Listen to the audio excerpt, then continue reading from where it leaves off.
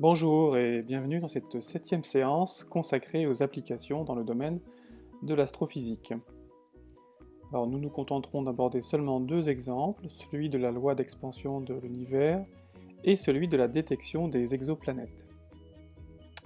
Commençons par raconter comment Hubble découvrit l'expansion de l'univers en 1929. Alors tout d'abord, que savait-on de l'univers avant 1929 ?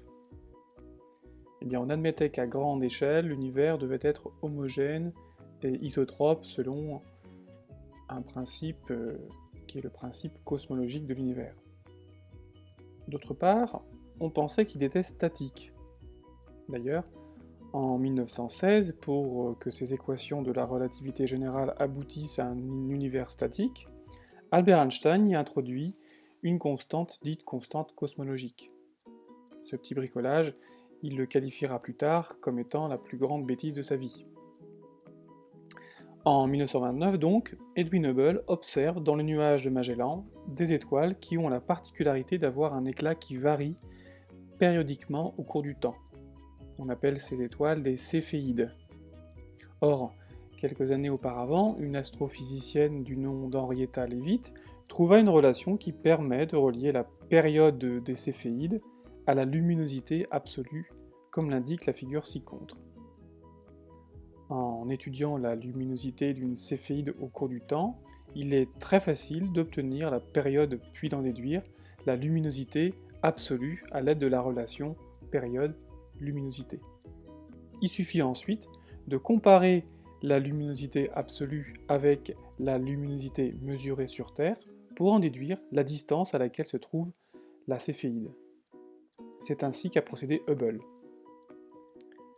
Par ailleurs, en étudiant le spectre d'émission d'étoiles lointaines, il constata un décalage vers le rouge des raies atomiques.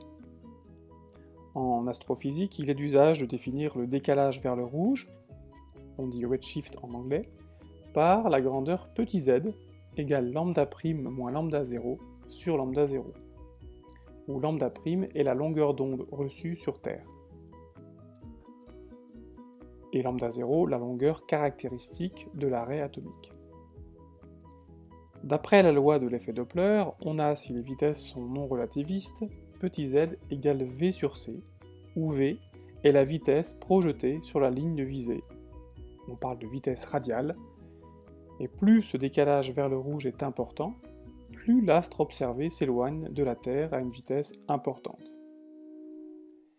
Et c'est en mettant en relation la vitesse de différentes étoiles et leur distance qu'Hubble s'est aperçu qu'il existait une relation linéaire entre vitesse d'éloignement des galaxies et distance que l'on résume par la loi V égale h0 fois d, avec h0 une constante dite la constante de Hubble.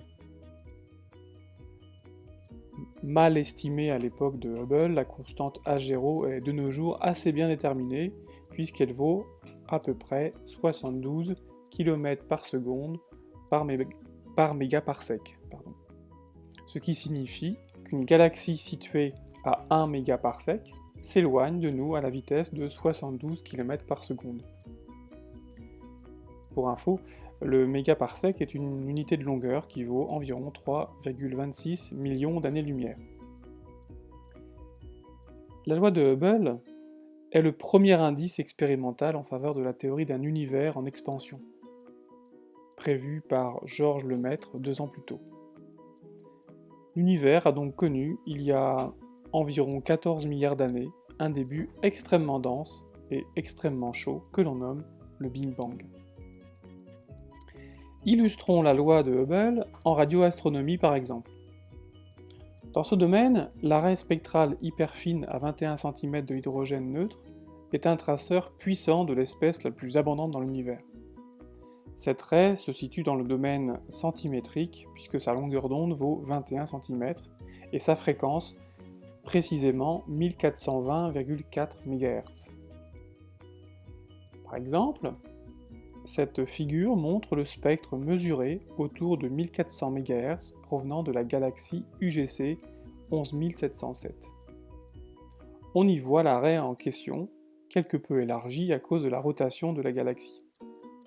En mesurant la longueur d'onde du centre de la raie, on trouve 1416,2 MHz au lieu de 1420,4 MHz. On en déduit le redshift Z égale 0,003. D'où l'on déduit la vitesse d'éloignement de cette galaxie, 0,003 fois 300 000 km par seconde, ce qui nous donne 900 km par seconde. La loi de Hubble permet alors de situer cette galaxie à une distance de 41 millions d'années-lumière. Passons maintenant à une autre application, la détection des exoplanètes, c'est-à-dire des planètes situées autour d'une autre étoile que le Soleil. Tout d'abord, il faut comprendre que l'observation directe d'une planète extrasolaire est difficile pour au moins deux raisons. D'une part, la lumière émise par la planète est complètement masquée par la luminosité de son étoile. D'autre part, le pouvoir de résolution des télescopes ne permet pas de résoudre le diamètre apparent de la planète. C'est pourquoi on procède à une détection indirecte. En observant le spectre d'une étoile, avec un spectromètre de très grande précision, on est capable d'observer par effet Doppler les oscillations de vitesse de l'étoile. En effet, l'étoile et sa planète tournent autour du centre d'inertie du système planète-étoile, de sorte que la vitesse de l'étoile, projetée sur la ligne de visée, oscille avec une amplitude qui vaut 2π A étoile sur t, où A étoile est le rayon de l'orbite de l'étoile et t la période de révolution. Prenons l'exemple de la première exoplanète détectée en 1995. La courbe montre les oscillations de vitesse de l'étoile 51 Pégasi déduite du spectre par effet Doppler.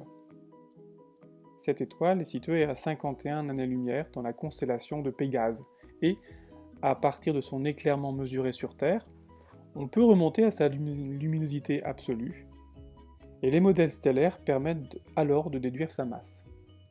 Donc sa masse est tout à fait connue.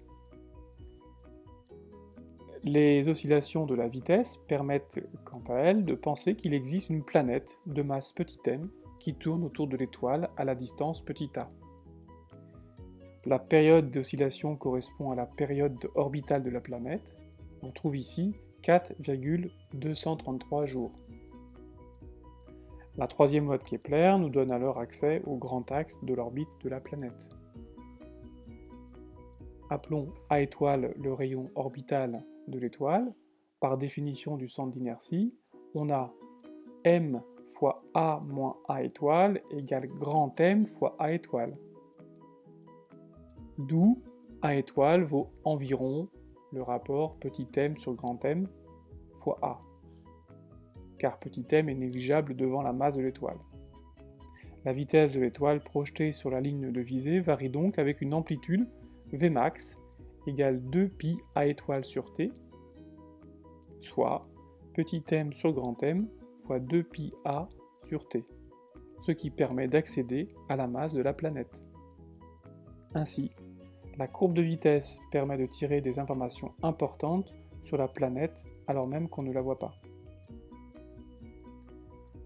En 2014, plus de 1500 planètes ont été détectées, ce qui fait environ 75 planètes découvertes chaque année en moyenne.